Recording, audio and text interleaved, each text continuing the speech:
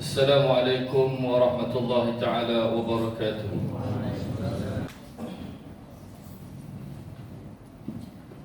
Bismillahirrahmanirrahim. Alhamdulillahil qail wa man ahyaha faka'annama ahya an-nas jami'a. Asyhadu an la ilaha illallah wahdahu la syarika lahu wa asyhadu anna Muhammadan abduhu wa rasuluh. Allahumma salli wa sallim ala sayyidina Muhammad wa ala alihi wa sahbihi ajma'in. Amma ba'du. Fa ya ayyuhal muslimun ittaqullah. Usikum wa iyaya bitaqwallahi faqad faza al-muttaqun. Qala Allah ta'ala fi kitabihil aziz, ya ayyuhalladzina amanu ittaqullaha haqqa tuqatih wa la tamutunna illa wa antum muslimun. Muslimin yang dirahmati Allah sekalian, saya berpesan kepada diri saya dan merayu kepada sidang Jumaat yang dikasihi sekalian, marilah sama-sama kita bertakwa kepada Allah Subhanahu wa taala dengan sebenar-benar takwa, serta melaksanakan segala perintahnya dan menjauhi segala larangannya. Mudah-mudahan kehidupan kita diberkati di dunia dan di akhirat. Pada hari ini, mimbar akan membincangkan khutbah bertajuk Derma Organ, Dermi Kehidupan, sempena Minggu Kesedaran Penerimaan Organ Peringkat Kebangsaan 2022 pada bulan Ogos ini. Hadirin Jumaat yang dirahmati Allah, bidang perubatan hari ini semakin moden apabila pemindahan organ menjadi suatu realiti. Kes kegagalan organ yang dahulunya membawa maut kini dapat dirawat dengan kaedah transplant atau pemindahan organ. Walaupun teknologinya masih baru, namun isu transplant organ menggunakan organ haiwan, manusia atau bahan lain bukanlah suatu yang asing dalam perbahasan ilmu fiqh Islam. Di zaman sahabat, Arfaja ibn Sa'ad telah terputus hidungnya ketika perang Yaum Al-Kilab. Dibenarkan oleh Rasulullah SAW untuk menggantikan hidungnya dengan hidung emas, walaupun emas adalah haram bagi lelaki muslim. Begitu juga dalam kitab fiqh, ulama salaf dan imam mazhab ada dibincangkan hukum pemindahan organ, kerana mereka berpandangan teknologi ini bakal menjadi kenyataan. Khazanah fiqh Islam inilah yang menjadi asas kepada keharusan penerimaan organ. Malangnya dalam kalangan kaum muslim, amalan derma organ menjadi terlalu asing, berpunca dari salah faham nas-nas agama. Ada perasaan takut, malah munculnya penolakan oleh sebilangan masyarakat. Muslimin yang dirahmati Allah Subhanahu wa taala sekalian, pemindahan organ adalah penggantian organ yang berpenyakit dan rosak dengan organ atau tisu yang sihat dari penderma. Ia adalah rawatan paling efektif dalam kes kegagalan organ tahap akhir yang tiada alternatif rawatan lagi. Pendermaan organ boleh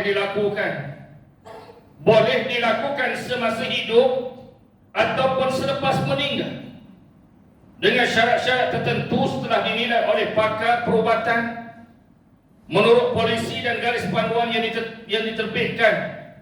telah diterbitkan oleh Kementerian Kesihatan Malaysia. Sesungguhnya organ yang didermakan memberi manfaat besar kepada ramai insan dari sudut menyelamatkan nyawa dan meningkatkan kualiti hidup pesakit.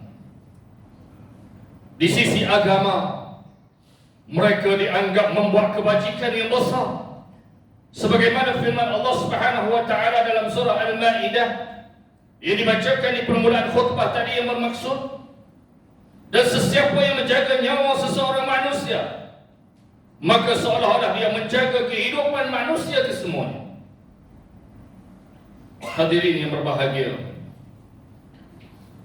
Dari sudut agama, transplant dan derma organ telah pun dibenarkan oleh ulama dengan ijtihad jama' melalui fatwa Majlis Kebangsaan dan Jawatan Kuasa Fatwa Negeri-Negeri seawal tahun 1970 lagi, termasuk dari institusi antarabangsa seperti Majma' Al-Fiqh Al-Islami dan Lajnatul Daimah Arab Saudi. Seharusnya tiada keraguan di sisi Muslim meneruskan niat menerima organ. Pemindahan organ dibenarkan syarak atas alasan menjaga nyawa dalam maqasid ataupun matlamat syariah yang lima, iaitu menjaga agama, nyawa, akal, keturunan dan harta. Selain itu, kaedah fiqh, qawaid al-fiqhiyah seperti konsep darurat membenarkan larangan. Ad-daruratu tubihul mahzurat. Darurat mengharuskan perkara-perkara yang dilarang atau diharam, dan memilih darurat yang kurang antara dua darurat. Al-akhfu ad-dararain menjadi asas kebenaran pemindahan organ apabila berlaku sakit yang mengancam nyawa. Terdapat salah faham Muslim yang telah menghindari mereka daripada menerima organ selama ini. Pertama, terdapat sebahagian Muslim mendakwa menerima organ akan menyeksa mayat. Memang benar, terdapat hadis melarang mematahkan tulang mayat kerana dikira menyeksa mayat atau menyeksa jenazah. Namun ia dilakukan tanpa sebab musabah. Dalam hal ini, organ diambil untuk mengelak mudarat yang lebih besar, iaitu kematian. Kedua, ada Muslim berpandangan bahawa jasad Muslim adalah amanah Allah, maka tidak boleh diambil sesuka hati.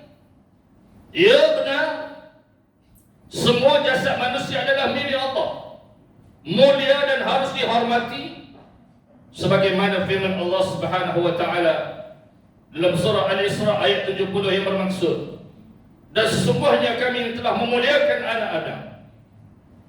Memang tubuh badan adalah amanah Allah, namun kita berhak semasa hidup saja. Manakala selepas mati, haknya hanyalah dimandi, disolat, dikafan dan dikebumikan saja. Adapun derma organ akan memberi peluang kepada orang lain untuk terus hidup, di mana nyawanya yang ingin diselamatkan juga adalah milik Allah Subhanahu wa taala. Ketiga, sebahagian masyarakat takut bahawa penerima organ akan bangkit dengan jasad tidak sempurna di mahsyar kelak. Bagaimanapun, ini adalah andaian melulu dan meragui kuasa Allah yang mampu membangkitkan insan yang telah hancur luluh di alam kubur sebagai jasad yang sempurna di akhirat. Firman Allah Subhanahu wa taala dalam surah Yasin ayat 79, a'udzubillahi minasyaitonir rajim. Qul yuhyiha alladhi ansha'aha awwala maratin wa huwa bikulli khalqin alim. Katakanlah, tulang-tulang yang hancur itu akan dihidupkan oleh Tuhan yang telah menciptakannya pada awal mula wujudnya, dan Dia Maha mengetahui akan segala keadaan makhluk-makhluk yakni yang diciptakannya. Keempat, penerima akan tanggung dosa penerima organ jika penerima buat maksiat ataupun seorang kafir bukan Muslim. Dalam hal ini, Islam menetapkan bahawa taklif atau tanggungjawab yang melakukan dosa atau pahala hanya kepada individu tersebut semata-mata. Dia tidak akan menanggung dosa orang, bahkan dia beroleh pahala berterusan kerana dermanya dan dari kebajikan serta doa si penerima. Allah Subhanahu wa taala berfirman dalam surah Al-An'am ayat 164, a'udzubillahi minasyaitonir rajim. ولا تكسب كل نفس إلا عليها ولا تزر وازرة وزر أخرى. Ia bermaksud, dan tiadalah yakni kejahatan yang diusahakan oleh tiap-tiap seseorang, melainkan orang itulah sahaja yang menanggung dosa. Dan seseorang yang boleh memikul tidak akan memikul dosa perbuatan orang lain. Muslimin sidang Jumaat yang dirahmati Allah Subhanahu wa taala sekalian. Mengakhiri khutbah hari ini, marilah kita sama-sama hayati pengajaran dari khutbah ini. Pertama, umat Islam, kita hendaklah yakin bahawa Islam adalah agama yang bersifat dinamik dalam perkara-perkara tertentu untuk kepentingan ummah sebagaimana ditetapkan oleh pihak pemerintah. Kedua, penerimaan organ adalah diharuskan mengikut Fatwa Negeri Selangor bilangan 6 tahun 2019. Ketiga, umat Islam hendaklah sentiasa yakin kuasa Allah menghidupkan semula manusia dalam keadaan sempurna di akhirat nanti. A'udzubillahi minasyaitonir rajim. Ayahsabul insanu an lan najma'a idhamah.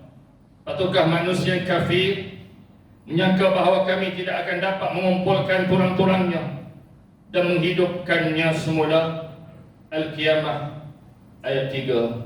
Barakallahu li wa lakum bil Qur'anil azim wa nafa'ani wa iyyakum bima fihi min al-ayati wa zikril hakim wa taqabbala minni wa minkum tilawatahu innahu huwas sami'ul alim. Aqulu qawli hadha wa astaghfirullaha al-azim li wa lakum wa li sa'iril muslimin wal muslimat fastaghfiruhu innahu huwal ghafurur rahim.